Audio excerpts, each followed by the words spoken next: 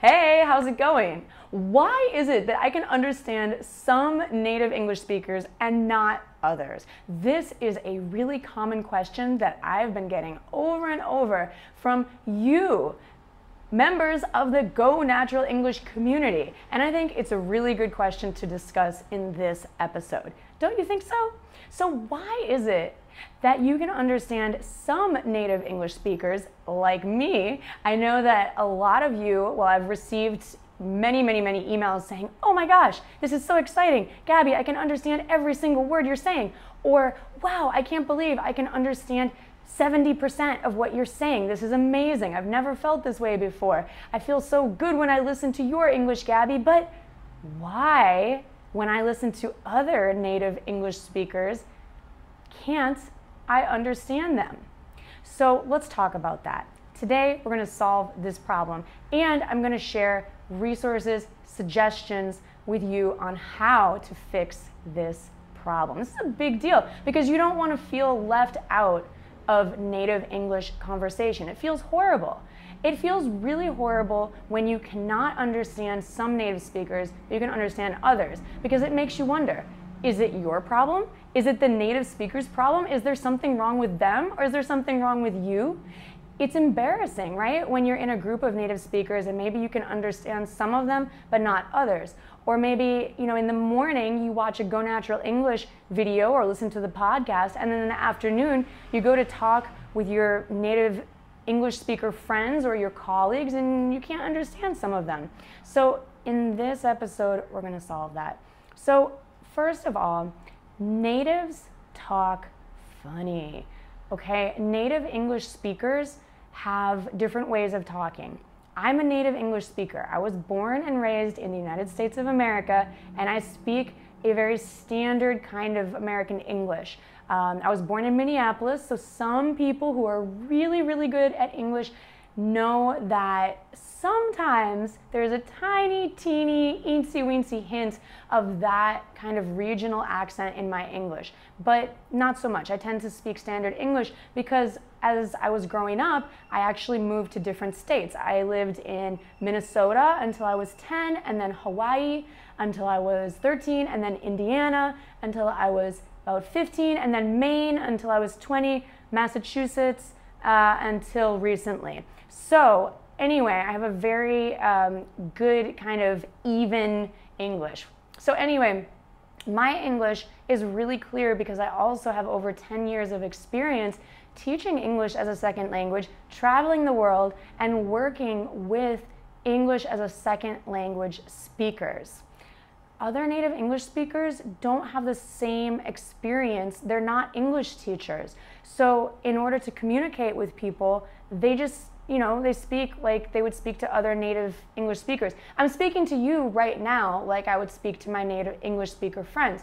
What I mean is, I think I'm more aware of speaking clearly. I enunciate my words. People that work on the radio or in broadcasting or on TV also speak very clearly, whether they're English teachers or not. Other people that are used to working all day, every day with other Americans speak pretty quickly, and they might combine their words more. So for example, I might say, don't you know how to understand native English? And they might say, don't you know how to understand native English? Right? Don't you know? Which is also very Minnesotan of me to say. If you do know the difference in regional English, sometimes people make fun of Minnesotans for saying, yeah, don't you know? Okay, anyway, back on track. So the point here is that some native English speakers talk funny, but it's not funny to other native English speakers. We just say, okay, well, they have a strong Southern accent or New York accent, or maybe they use a lot of slang, or maybe they really combine their words a lot with that example of don't you know, or for example, what are you doing? They might say, what are you doing? What you doing? What's up? So we combine our words really often. So natives talk in different ways based on their regional accent, based on where they grew up, based on just their style, whether they talk more casually, more clearly, professionally, whether they have experience in public speaking or radio or broadcasting. So there are a lot of different ways to speak. Also, if you think about people from different generations, young people will use phrases like, I can't even. And older people don't tend to use phrases like that. That's slang. Older people may speak less clearly because they've gotten so used to speaking with their own way, their own accent, combining words together. So these are some reasons why natives can be difficult to understand. Now, why is it difficult for you in particular to understand some native speakers? It could be because you are used to classroom English. The English classroom is possibly the most dangerous place for you to spend your time if you want to become fluent in real natural English. Danger, danger, get out of there. Come online and watch or listen to more Go Natural English. Because in the classroom, you have an English teacher who is used to working with English learners. And that's a good thing, but you're not exposed to real natural English as much as if you're out in the real world or online listening to authentic, real life speed English. So in the classroom, you're also exposed to a lot of language such as open your book, please read page 20, do you have any questions, please do your homework, now we're going to learn blah, blah, blah. This is all classroom vocabulary, and some of it is common in everyday, English life, but some of it is really specific to the classroom. For example, you came to class late, why are you late? Or open your books. This is a phrase, that you're not going to hear very often in everyday English conversation. Do you follow me here? I hope this is making sense. So you need to be in an environment where you're surrounded by the kind of English you want to speak. So if you want to be an English teacher, you should spend a lot of time in the English classroom. You should also spend time outside of the classroom, but being in the classroom will give you classroom English. If you want to be an English-speaking doctor, well, you should shadow an English-speaking doctor. So you need to make sure that you are listening to and watching and being part of the English world that you plan to spend your time in, the English world that you want to be part of. Does that make sense? I hope it makes sense. So let me give you an example. I'm traveling now. I'm in Thailand, and I was with my friend, Sophia, and Sophia works in finance. She's not an English teacher. So it's really funny because every time Sophia tries to talk to the locals who speak English, they don't understand. And then when I interrupt and I speak to the locals in a way that I know they learned in their English class, they understand. For example, Sophia said, "Excuse me, should we fill out this form?" The Thai woman did not understand. I said, "We write?" And the Thai woman understood. So it was very basic English. That's the kind of English that you learn in your English class. We write. But it's not even correct.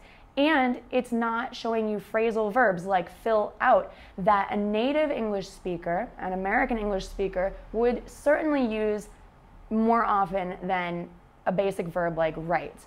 So it's really important to learn phrasal verbs. And of course, I have a course and I have an audio ebook about phrasal verbs that you can find out more about at GoNaturalEnglish.com.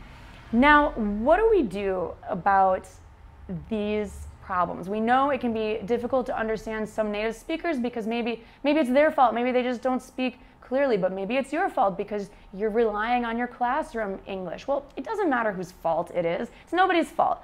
What we're going to do is we're going to concentrate on how you can improve your English so that you can understand without feeling left out or confused when you want to talk with native English speakers. So, first of all, forget what you learned in your English classroom. Really, you have to begin with an open mind if you're going to understand native English speakers, because it's almost like a different language or a different dialect than what you learned in your English classroom, especially if you learned English in your home country. And I've heard from many of the people in the Go Natural English audience that their high school English classes were really bad. Now, I don't want to judge. I don't want to say anything bad because I know a lot of great English teachers who are native speakers and non-native speakers of English, but I'm sorry if you had a bad experience in your English class. But you don't have to let your past experience determine your future with English. So forget your bad experience in high school English class. Now we're going to learn real world English.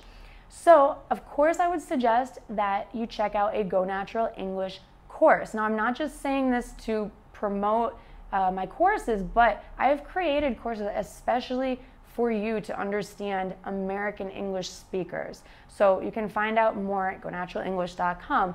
Immerse yourself in the English that you want to speak. So I mentioned before, if you want to be an English speaking doctor, see if you can go shadow a professional at an English speaking hospital. That's one example. You know, if you want to be a great conversationalist and make friends who speak English, perhaps there's a hostel or an international meetup or international association where you live where you can go and you can listen to how other people talk and you can even join the conversation. But you have to get out of your English classroom and you have to get out of your comfort zone and you have to push yourself. You have to go be in the environment that you want to be able to speak fluently in. Also, remember that English listening and English speaking are really different from English reading and writing. English pronunciation is crazy. And so what you imagine that you're going to hear based on when you read a book is really totally different in real life. So I suggest that you train your ear and you try to listen to a lot of English and understand what you're hearing as opposed to trying to translate it or trying to, use a dictionary right away. I mean, it's kind of awkward, right? If you're in conversation and you pull out your dictionary and say, oh, sorry, just a minute, I need to look up this word. And then, the conversation is going to pass you by. You're not going to have time. So try to train your ear to understand what natives are saying. And there's a lot of different ways to say the same thing. Like I mentioned with my example before with my friend Sophia, she said, fill out. And I said, write, which are not exactly the same, but they're very, very similar. So studying phrasal verbs can help you a lot with your understanding of native English and understanding pronunciation of American English, how we combine words together, and sometimes that changes the sounds. Like the examples I shared, what did I say? What are you doing? What you doing? Or don't you know? Don't you know? And also being familiar with some of that advanced grammar, like don't you know is kind of a negative question, or you do know, don't you?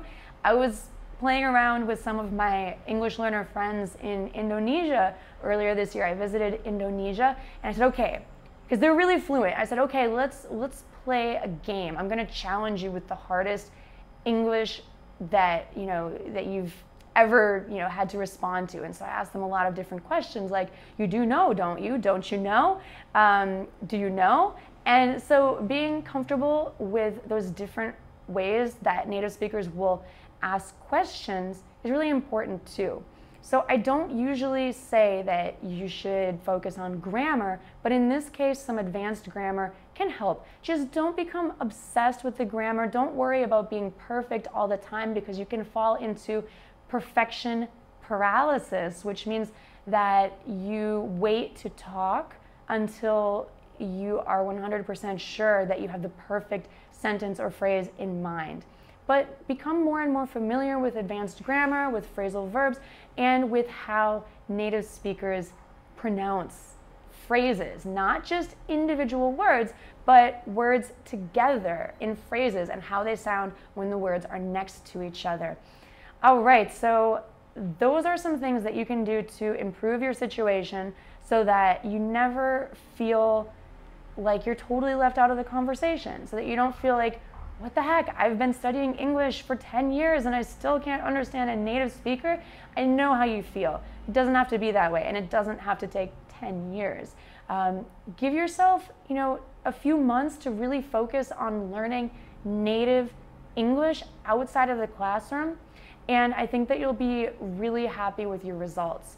You can come to gonaturalenglish.com/ 7 steps to learn more about the Go Natural English method of learning English fluently. So that's 7, the number 7, STEPS. So I hope to see you there, and I hope to talk to you again soon.